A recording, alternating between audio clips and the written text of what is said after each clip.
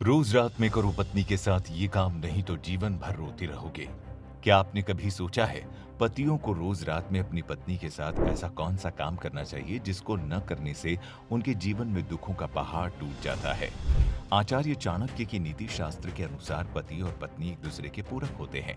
अगर उनमें से एक भी डगमगाता है तो परिवार बिखरने लगता है और घर में झगड़ा शुरू हो जाता है।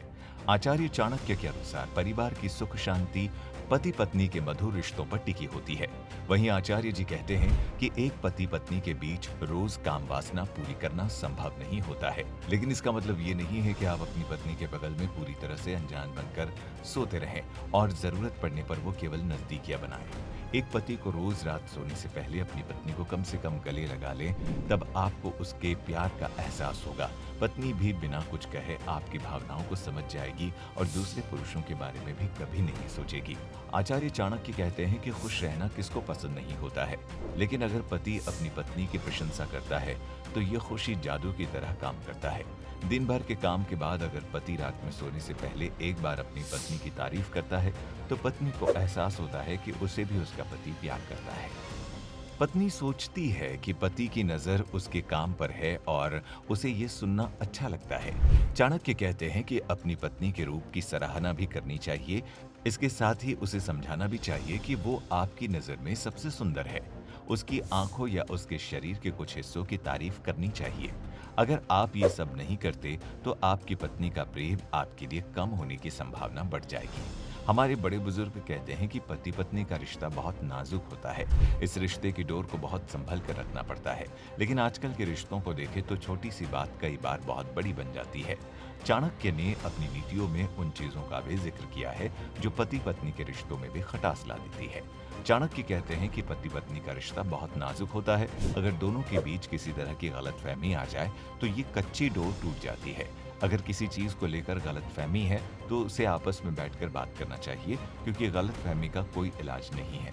गलतफहमी की वजह से बना बनाया रिश्ता खराब हो जाता है।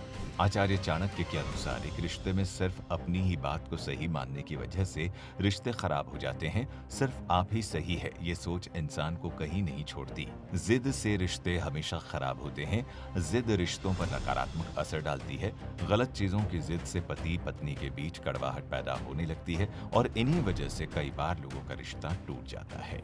वहीं जब रिश्तों में बातों में मुकाबला या नीचा दिखने की होड़ लग जाए तो दोनों जीत जाते हैं और रिश्ता हार जाता है। एक दूसरे को चोट पहुंचाने के चक्कर में कई बार पति पत्नी जुबानी जंग का इस्तेमाल करते हैं, लेकिन जब मामला सुलझ जाता है तब उन्हें बाद में बहुत पछतावा होता है। इसीलिए गुस्से में कुछ भी बोलने से पहले हमेशा इस बात का ख्याल रखें कि अपने पति या पत्नी को आपकी कोई बात बुरी नहीं लगे। चाणक्य कहते हैं कि ऐसे रिश्ते जो तनाव, दुख और मुश्किलों से भरे होते हैं वो व्यक्ति की सफलता के रास्ते में रोड़ा बनते हैं।